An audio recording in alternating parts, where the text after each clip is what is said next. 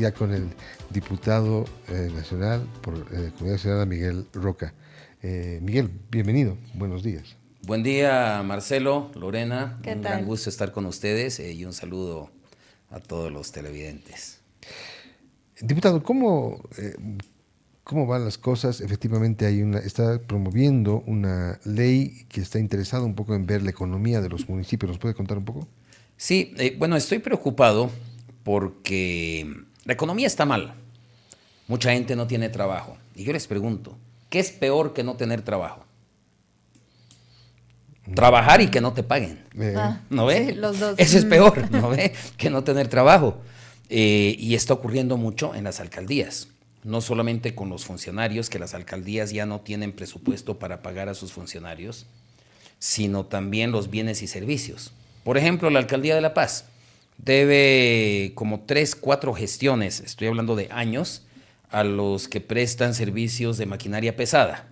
Entonces, como se les debe mucho, ahorita la alcaldía no está haciendo los trabajos de prevención en nuestras cuencas para prevenir desastres en la época de lluvias. Como los que hemos tenido. Como ¿no? los que hemos tenido. Y entonces, esta es una bola de nieve que va creciendo y va creciendo. Y es que parto del siguiente análisis. Si tú tomas el presupuesto general del Estado, consolidado, 297,000 millones de bolivianos, lo comparas con los 320,000 millones que es el PIB, te da que el Estado ocupa más del 90% de la economía formal. Entonces, este modelo, 20 años de modelo masista, ha hecho que todos los bolivianos que vivimos en el sector formal de la economía, le vendamos bienes y servicios al Estado. Y el Estado no solamente es el Estado central. El Estado central al final cubre su déficit emitiendo billetes y eso nos genera la inflación y la disparada del dólar, etcétera. Entonces, pero en los municipios que no imprimen billetes, gracias a Dios, simplemente ya han caído los ingresos, va cayendo el IDH y va condenado a llegar a cero, parece. Y por ejemplo, el municipio de La Paz, en el mejor momento del alcalde Revilla, contaba con 2.800 millones de bolivianos. Si el 2026 llegamos a los 1.300, va a ser mucho. Es menos de la mitad. ¿Cuánto? 1.300. 1.300 millones. Mucho. Si tú le preguntas, yo sé que la gente del alcalde Arias está haciendo presupuestos por los 1.700, 1.800 millones, no sé si ya lo presentaron, lo están presentando, pero por eso también te quieren esquilmar con el parqueo y ojalá eso entrara a la alcaldía, ¿no? Pero podemos hablar de eso después. El tema es que en general los municipios se están quedando sin plata. Tuvieron un momento de que se incrementaron sus ingresos tremendamente, justamente por el IDH, por esa bonanza exportadora de gas que despilfarró el MAS, pero entonces ahí comenzaron también a hincharse, igual que el gobierno central, que pasó de 200,000 a 600,000 funcionarios públicos. Una alcaldía como La Paz, por ejemplo, pasó de 2.500 a 10,000 funcionarios ediles. Y aquí hay una perversidad. El 2016, Evo Morales, con su rodillo parlamentario, hace aprobar y promulga la ley 321. ¿Y qué es la ley 321? Todos los funcionarios ediles de los municipios de La Paz, Cochabamba, Santa Cruz y El Alto, de esos 4, bien discriminador, ¿no?, pasan a la Ley General del Trabajo. Fíjate, para Evo Morales, los funcionarios públicos del gobierno central no entran a la Ley General del Trabajo, pero los alcaldes, que eran en su mayoría opositores, eso sí. Entonces, crecieron los ingresos y se hincharon las alcaldías. En el caso de la alcaldía de La Paz, pasó de 2.500 a 10,000 funcionarios. Ahora los ingresos disminuyen a la mitad y no puedes desvincular gente. Ese es el gran problema de las alcaldías. Y entonces, obviamente, imagínate, bajo la Ley General del Trabajo no le pagas a la gente, vas preso. Aunque seas una autoridad entrante, aunque no tengas nada que ver, tú no los hayas contratado, vas preso. Entonces, se están gastando todos los presupuestos municipales apenas en pagar gente. El municipio de Cobija no tiene ni siquiera hace meses que no paga a sus funcionarios. Y no es el único, son muchos. Y entonces, terminan de pagar a los funcionarios y no queda plata para pagar a quienes dan servicios. Pero servicios desde obras públicas, mejoramiento vial, mejoramiento de escuelas, de postas de salud, desayuno escolar, etcétera. Entonces resulta, y vuelvo con lo que iniciaba esta reflexión, lo peor que no tener trabajo es trabajar y que no te paguen. Y eso está pasando mucho, no solamente con funcionarios, sino con todas las empresas y actores privados que le dan bienes y servicios a los municipios. Ojo, y esto es igual para gobernaciones y universidades, ¿no? Esos niveles subnacionales, que son gran parte del Estado, no están pagando. Y entonces, si tú tienes una pequeña o gran empresa y le estás dando algo al municipio, te debe planillas, te debe pagos, tú no tienes con qué pagar a la gente no tiene con quién pagar a sus acreedores, su cuota al banco, lo que sea, ¿no? A los proveedores, a los subcontratistas, etcétera. Entonces, todos los beneficios que marca la economía keynesiana o no, de que la inversión pública, el gasto público genera actividad económica, esto es perverso porque es al revés. Generas trabajo, pero no generas remuneración por ese trabajo, entonces es en negativo en un sistema perverso que va hacia atrás. Entonces, eso es un tema que no se está discutiendo. No se lo está discutiendo adecuadamente. Por eso yo estoy promoviendo en el Parlamento, y mis colegas lo saben desde hace muchísimo tiempo, o sea, al menos 2 años, que, por ejemplo, el impuesto a la cerveza pase a la gobernación. El impuesto a la cerveza recaudó ya desde el 2023 más que el gas. Ahí vi un meme cuando el viceministro de Tributación hizo el anuncio. Alguien dijo, entonces los borrachos mantenemos al país, ¿no? puede sonar gracioso, pero es la realidad. El impuesto a la cerveza es más que el impuesto al gas. Entonces lo que yo he propuesto es el concepto que hay en muchos otros países de autonomía fiscal. Y yo quisiera que se introdujera en el debate electoral. Fíjate, Rodrigo Paz, yo creo que con una visión acertada dice 50-50, miti-miti. Y sale Tuto y dice, no se necesita tanto con 38-62, ahorita es 20-80. ¿No? Con 38 alcanza. Pero sigue siendo que desde la Plaza Murillo, el gobierno central recaude del último rincón, lo traiga a la Plaza Murillo y de ahí comienza a hacer los cheques, normalmente con clientelismo político, con prebendalismo, ¿no? Los municipios dependiendo de un funcionario de quinta jerarquía en el Ministerio de Hacienda a ver si cumplió con este requisito para que le salga el chequecito y esas cosas. Entonces, el concepto de autonomía fiscal es fundamental comenzar a introducirlo en los hechos. Entonces, la propuesta de pasar el impuesto a la cerveza a la gobernación, que el dueño del impuesto sea la gobernación lo cobra y la gobernación coparticipa con sus municipios y su universidad. Entonces, esto ya depende de básicamente el esfuerzo económico de cada región y comenzamos a avanzar, a profundizar las autonomías. Entonces, y eso con una abrogación de esta ley abusiva que pone a todos los funcionarios ediles bajo la Ley General del Trabajo, cuando deberían estar, al igual que en el gobierno central, bajo el Estatuto del Funcionario Público, ¿no? Ahorita, mira, el municipio de La Paz, insisto, y con esto cierro esta intervención, en algún momento creció el presupuesto hasta 2.800 millones de bolivianos. Pasamos de 2.500 a más de 10.000 funcionarios. Ahora el presupuesto ha bajado a menos de la mitad y seguimos con los 10.000 funcionarios. El alcalde trata de desvincular a uno porque no hace nada, porque es deshonesto, por lo que sea. Se va un juez y el juez ordena que lo restituyan y 8 meses o un año después de restituido encima hay que pagarle los sueldos retroactivamente. Entonces, esto es un sistema perverso que está destrozando nuestras alcaldías, nuestros municipios y principalmente el municipio de La Paz. ¿Podemos explicar en facilito la propuesta entonces? ¿Es una ley que promueve? Primero, pasar el impuesto a la cerveza a dominio de la gobernación, para que la gobernación coparticipe el 50% de eso a sus municipios y el 15% a las universidades. La gobernación se queda con 35%, a los municipios va el 50%, ¿no? Y a la universidad el 15%, ¿ya? Porque también las universidades se están quedando sin plata. Y lo otro es abrogar esa ley que pone en la Ley General del Trabajo a los funcionarios ediles, discriminando de lo que es un funcionario público que debería estar, como en el nivel central, bajo el Estatuto del Funcionario Público. Clarísimo, ahora sí. Claro, para que sea igual. Ahora, ¿se podría resolver a corto plazo todo este tema? Porque claro, es una cadena ¿no? Lo que usted nos dice, ¿se podría llegar a dar una solución a corto plazo, tal vez? Estoy convencido que sí. Por ejemplo, en este momento hay un impuesto a la chicha en Cochabamba, ¿Chicha? a la chicha, que es municipal.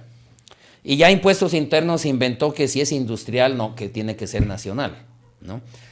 O sea, hay, digamos, la experiencia del cobro local de este impuesto al consumo específico, ¿no? Que yo lo propongo para la cerveza. ¿Por qué? Porque la cerveza recauda mucho Sí. y es fácil de controlar un solo producto. Son pocas las empresas productoras y pocas las empresas importadoras. Entonces es un impuesto que para cualquier gobernación es más fácil de controlar. Y es más, te garantizo que una gobernación controla ese impuesto con mucha más eficiencia que el nivel central del Servicio de Impuestos Nacionales. Y te doy otro ejemplo. El único ejemplo que tenemos de haber transferido un impuesto del nivel central al nivel subnacional es el impuesto a las herencias. El impuesto a las herencias pasó a las gobernaciones hace, no sé, hace unos 8 o 10 años, no recuerdo exactamente, pero cuando ves los niveles de recaudación en cada departamento, es muchísimo más, o sea, el departamento, la gobernación, ha gestionado en estos años ese impuesto con mucha mayor eficiencia y hasta también transparencia. Es más fácil controlar la gobernación y el municipio que controlar el gobierno central. Mira lo que está pasando en el gobierno central, corrupción y nunca pasa nada. No digo que en las alcaldías no haya corrupción, pero la gente se entera. Y se procesan concejales y alcaldes y funcionarios y alcaldes entran presos, etcétera, lo hemos visto. Entonces, por donde le veas, en el corto plazo, Lorena, se puede hacer, y ni se diga en el largo. Bien, vamos un segundito. Está en este momento hablando el viceministro Gustavo Torrico en la Plaza Murillo. Vamos con Yo López en vivo, por favor, con ese informe. Tenga el conocimiento técnico para llevar adelante. No es un tema de documento falso, de estafita, no es eso. Un tema más profundo, más profesional, mucho más técnico. Este es el informe algo técnico. Lo estás revisando. Este es el informe, 120 hojas. Y la mayoría de los que los he escuchado hablan de memoria y se repiten todo lo que les da la gana. El señor Alarcón lleva sus declaraciones hacia la insidia, hacia el manejo desfasado de lo que se está diciendo, como en el caso de Trading y Petroperú, por ejemplo. Yo digo, si se ha llevado a la Contraloría, deberíamos esperar un informe especializado de la Contraloría. De la Contraloría convoque a los ingenieros, pero muy técnicos, y con ese informe, vayamos bien. Pero el fiscal yo no creo que tenga la capacidad, honestamente lo digo, pero si va a avanzar me parece bien que se cite a todos los que se tiene que citar, pero se tiene que tener el conocimiento, porque en este informe se habla, por ejemplo, de la lotería, no la lotería que nos compramos los boletos, sino un término que usan ellos, los petroleros, como lotería, y otro término que usan que es como premio. Luego hay que ver el RAF, hay que ver el tonaje, hay que ver la comunidad, hay que ver los puertos donde se ve. No es lo mismo un combustible dejado en Arica que un combustible dejado en Paraguay. No es lo mismo. Los precios, etc. No les digo, podría ser especializado, pero se está queriendo manejar políticamente, ¿no? Incluso se quiere inmiscuir a la familia de nuestro presidente. El mismo informe dice que no tiene absolutamente nada que ver. Nadie de la política del tema hotel. Está firmado por el ministro de la Comisión. Yo, caso, ministro, ¿por qué? Por eso, hasta donde he visto y ya lo he leído 2 veces, yo no encuentro el daño económico. Es más, el informe dice que en una operación el YPFB se ha usado 20 millones y en otra operación YPFB se ha usado 30 millones. Ahora también el señor Alarcón dice es una empresa ficticia, no es verdad, es una empresa legalmente constituida. Porque es una empresa legalmente constituida. ¿Que la ha creado YPFB? Sí. ¿Cómo viene la cosa en realidad? YPFB crea una intermediaria que compita fuera con las intermediarias para bajarnos el costo. Por eso la razón. Ahora, si ellos pueden demostrar y están mezclando, una cosa es que se hayan prestado dinero, se deban, etc. A veces no es tan importante. Pues les digo, es más fácil que sea un tema de especialización, que sea técnico. Pero pueden pedirle pues a quien sea ya que les gusta tanto Gringolandia, pídanle a la GAS, pídanle a la Shell, pídanle a quien sea que mande dos técnicos y que les ayude a verificar este tema, ¿no? Pero y el tema judicial, ¿cómo debería seguir? El tema judicial, ¿cómo debería seguir adelante si es un tema técnico? ¿Cómo debería seguir su curso? La Contraloría, como les digo, la Contraloría primero, es que estás mandando a dos ámbitos diferentes. ¿Qué pasa si la Contraloría saca un informe que sea positivo? Vayamos. Y la Fiscalía dice que no hay daño.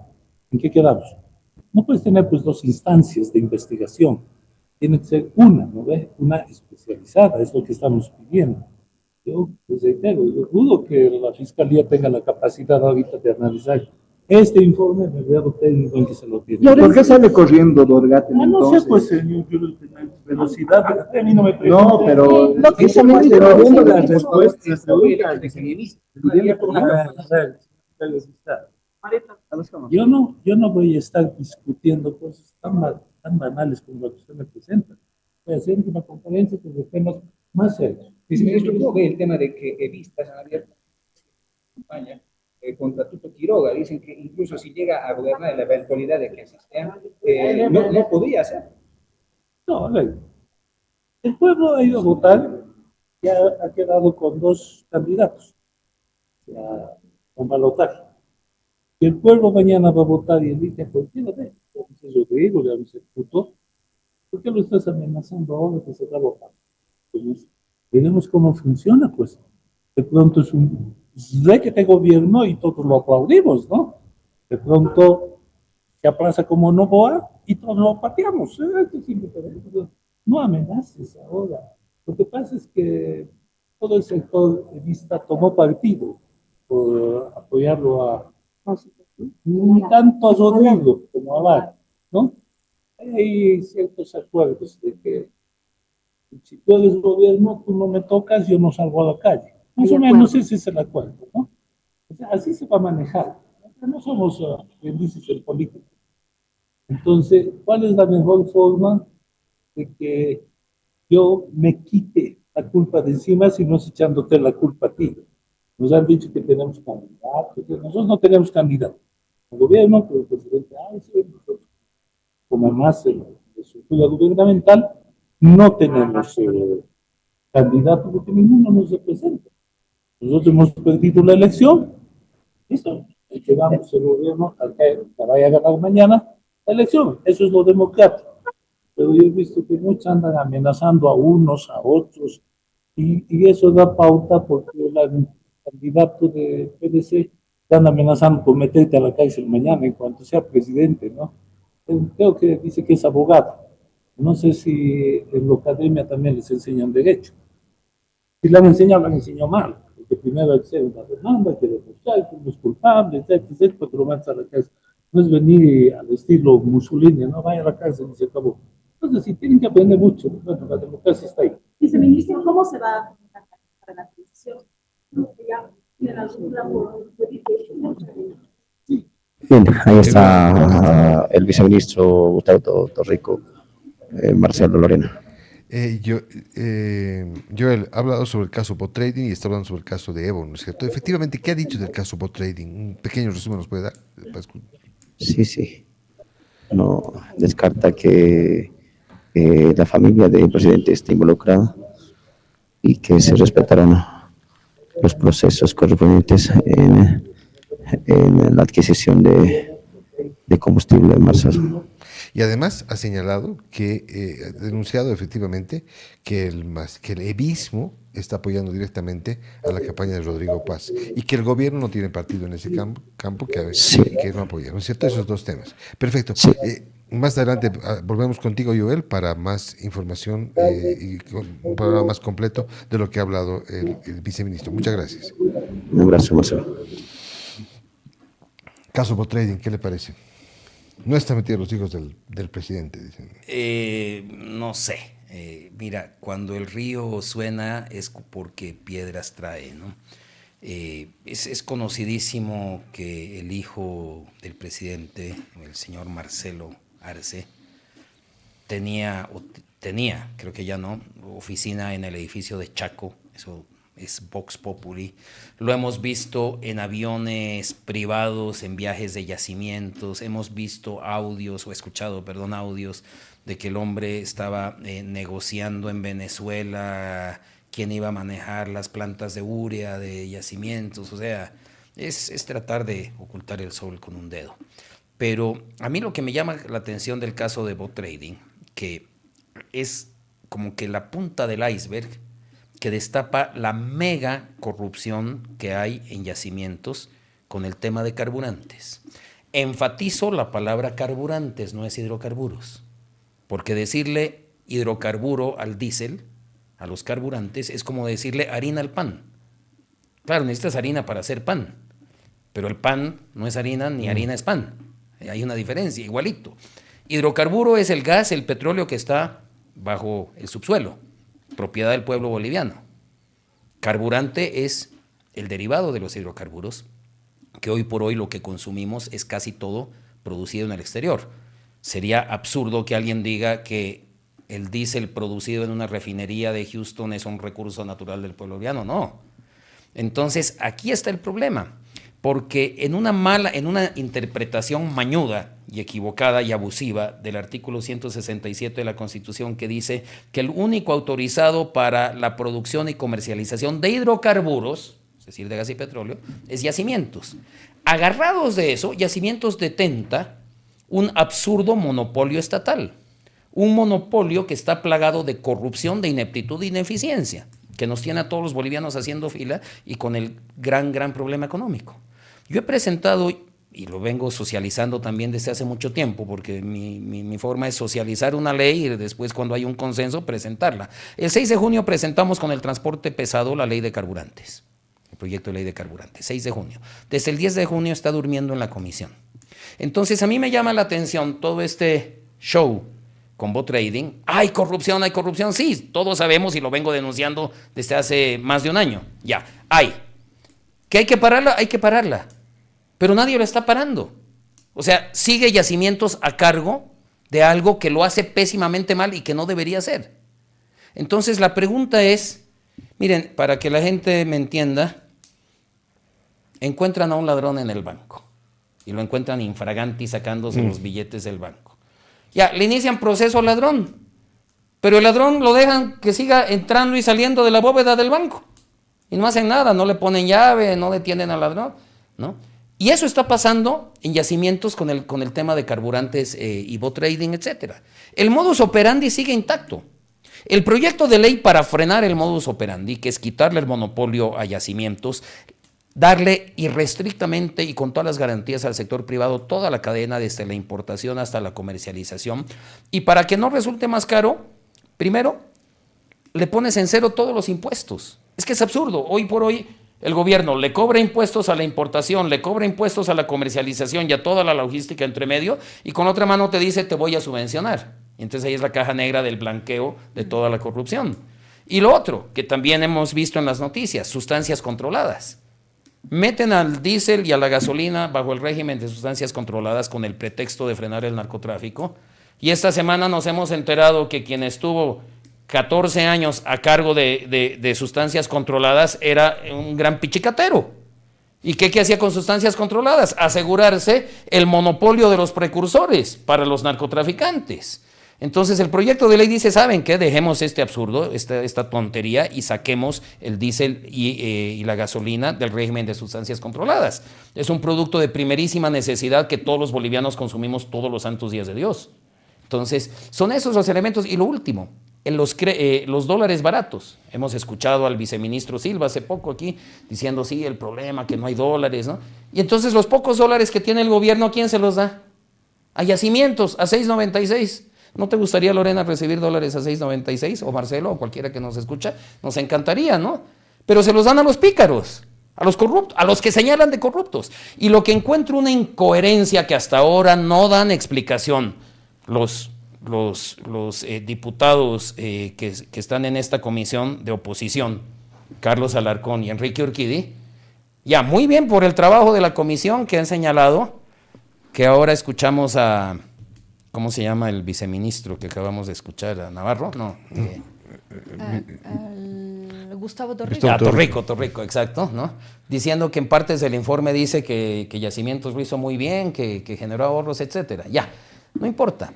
Pero ¿cómo entiendes tú, Marcelo, que quienes señalan de corrupción a Yacimientos y a Volkswagen con carburantes, al mismo tiempo aprueban un crédito de 100 millones para darle a esa misma gente para comprar carburantes? Cosa que hicieron hace 10 días. Le aprobaron Alarcón, Aliaga, Urquidi, diputados de oposición, le aprueban 100 millones de dólares del Japón, de JICA, para darle a los que acusan de corrupción en la compra de carburantes, tome 100 milloncitos más a 6.96 y siga haciendo lo suyo. Y no apoyan el tratamiento de la ley de carburantes. Eso es algo que yo no entiendo y me parece una incoherencia inexplicable. Bien. Claro, efectivamente, pero el caso Bot Trading es un caso que solamente, dice usted, es en la punta del iceberg. Hay mucha más corrupción. Justamente usted, cuando estaba en la campaña, propuso, y justamente creo que la oferta de Manfred del tema de 5 bolivianos, ¿no? Sí. Para la gasolina. ¿Cómo era eso? Que no fue cuando estabas en campaña, es más, fue a raíz de eso, porque Manfred fue el único que abierta y públicamente aprobó la ley de carburantes que había presentado mucho antes, que había consensuado. Es que al final él me invitó a ser candidato y bueno, me aceptó ese y muchas propuestas más. Entonces con esta lógica hicimos una alianza entre mi agrupación paceña y el partido de Manfred. Pero me preguntas cómo fue eso. Esta ley de carburantes yo comencé a consensuarla primero con los sectores productivos. El Comité Multisectorial, CAO, Fegasacruz, Cámara Nacional de Industrias, gremialistas, transportistas, cisterneros, todo. A todos les gustó. Tomamos en cuenta muchos de sus comentarios que mejoraron. Acto seguido, dije, esto hay que generar consenso político. Busqué a Tuto, hablé con Tuto, le gustó la idea. Me derivó a Ramiro Cavero, su jefe. Lo mismo con Samuel Doria Medina, averigüé y nos sentamos con José Luis Carvajal, que era en su momento el jefe del equipo económico. Inclusive participó Amparo Vallevián, porque todavía estaban en bloque. Nos sentamos, desmenuzamos, mejoraron la redacción, se tomó. Y entonces cuando digo, bueno, me falta Manfred. Y cuando pregunto, bueno, mando a preguntar con quién del equipo de Manfred me tengo que reunir, la respuesta que recibí de Manfred es, no, quiero reunirme yo con Roca, porque me parece un tema interesante. Y de esa reunión, de esa charla, salió el tema de la ley de carburantes y él, es que hubo coincidencia, no es que yo le di la idea, él venía de hacer un viaje por la China, por todo el mundo, y estaba convencido de que el combustible llega aquí a más o menos 60 centavos, 70 centavos el dólar. Y fíjate tú, para los escépticos, ¿a cuánto están vendiendo ahorita las empresas privadas? A $1, a más o menos 13 bolivianos el litro. Con toda la ineficiencia que implica la normativa, que tienes que hacer el vía crucis mediante yacimientos, que tienes que pagar impuestos de importación, que los impuestos de comercialización, ¿no?, etcétera, están vendiendo $1, solo que el dólar lo tienen que comprar a 13. Imagínate si le dan el dólar a 6.96. Lo que cuesta 13 ya estaría costando 6.96. E imagínate si le quitamos los impuestos, si le quitamos sustancias controladas, si le quitamos toda la eficiencia, ya has bajado a 5. Justamente Manfred fue el único que entendió de que realmente se puede eliminar la subvención y tenerlo más o menos a 5, claro, con el dólar a 6.96. Y mira la ironía, a un candidato que dice, voy a subir el precio de la gasolina, voy a hacer un gasolinazo, en la guerra sucia lo acusaron de populista y demagogo, al que decía voy a subir para eliminar la subvención, que es lo que necesita el país. Ahora, podría llegar a ser tal vez nuevamente, se podría poner en mesa esta propuesta con quienes son candidatos, los diputados ya electos, que se pueda ver este tema y también el tema de que se pueda controlar, ¿no?, incluso lo que es la gasolina, porque últimamente han habido varias denuncias, ¿no?, sobre la calidad que estarían recibiendo de la gasolina. ¿Se podría ver ese tema más allá de el color del partido político que se tenga, sino llegar a un acuerdo, gobernabilidad, ¿no?, lo que se Claro dice? que sí. Ahorita tenemos 2 candidatos Tuto uno, Rodrigo otro. El jefe económico de Tuto es Ramiro, que participó, ya conoce muy bien, le volví a enviar la versión final. Y el otro es José Gabriel Espinosa, a quien también le he enviado, y le he enviado al equipo de Rodrigo, ¿no? Y al propio Rodrigo, con quien tengo, en ambos lados tengo muy buenas relaciones, y tengo que decirlo, y lo digo siempre, tanto Ramiro Cavero como José Gabriel Espinosa son economistas muy, muy competentes y muy serios, ¿no? Entonces ahí, salga quien salga, creo que la economía va a estar en buenas manos. Y lo importante es tener buena relación con ambos, ¿no? Exacto. Y más importante que yo tenga relación con ambos, que creo que es bastante, digamos, marginal, lo muy importante es que entre ambos haya buena relación, porque el salvataje económico que venga con el próximo gobierno no va a depender de la propuesta de cada uno, claro, va a depender del consenso del Parlamento. Y esto lo vengo diciendo hace mucho. Voy a hacer un comercial, pero yo creo que además no es de interés personal, sino patriótico. El próximo martes me ha llegado una invitación que organiza la Fundación Jubileo, un foro económico, en el Radisson, en el ex Radisson, martes en la mañana. Martes. Y mira, lo estoy diciendo porque me llegó la invitación, supongo que es abierta, porque me llegó por WhatsApp, no fue una a mi nombre, Miguel Antonio Roca, no. Pero yo sí quiero escuchar en un foro organizado por Jubileo, es una entidad muy seria, la Fundación Jubileo también, para el plan económico de Tuto y de Rodrigo, expresado por sus jefes económicos, dos economistas de primerísimo nivel, muy competentes, muy serios en todo sentido. Entonces, estaremos ahí también. Claro. ¿No ve? A mí me parece interesante porque ahí vamos a escuchar, y entonces la pregunta que yo haría está bien, pero yo quisiera hacerle una pregunta a los dos. ¿Van a mantener el monopolio de YPFB o lo van a romper como propone la ley de carburantes? Esa es una pregunta seria que yo quiero escuchar que propone cada uno. Porque cuando hablas, Lorena, de la calidad del carburante, esa es justamente la obligación y la potestad de la ANH. Y entonces, el problema es que tienes un monopolio estatal. Un monopolio ya es malo, aunque sea privado. Una empresa pública también es mala. Ahora, un monopolio público es doblemente, o sea, es malo exponencialmente, es desastroso.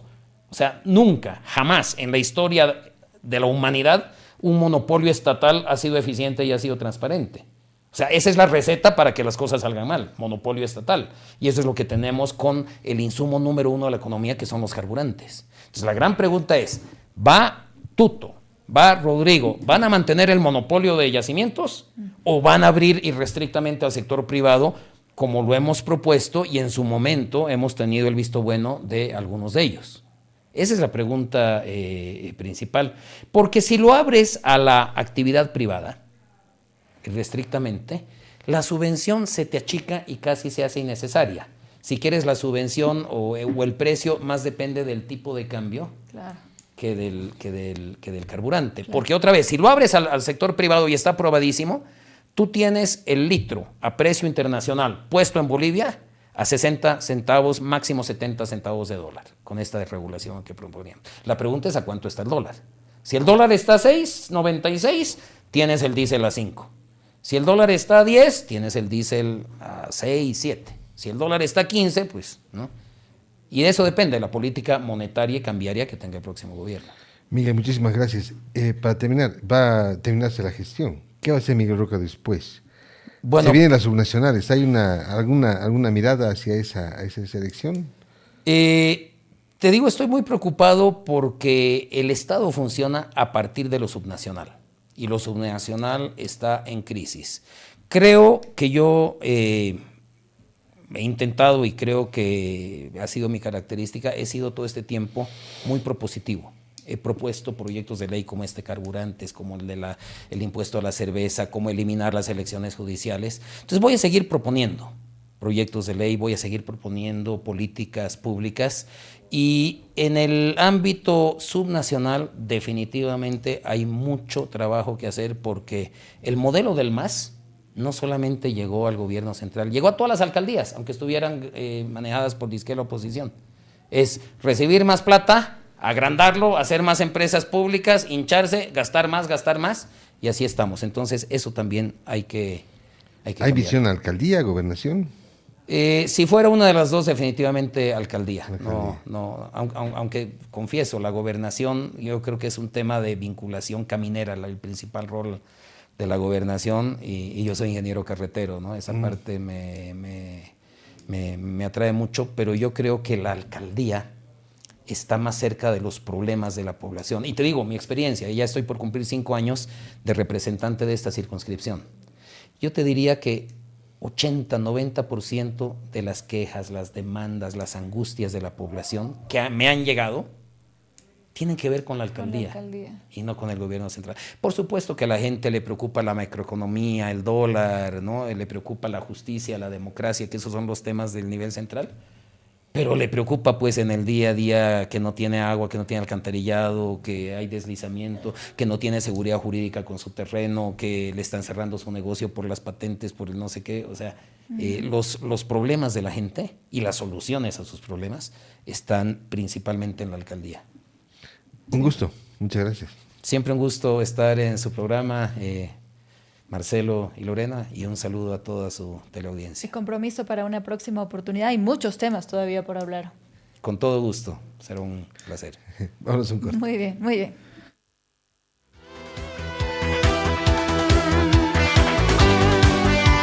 Ahora en Monumental FM. Síganme los buenos.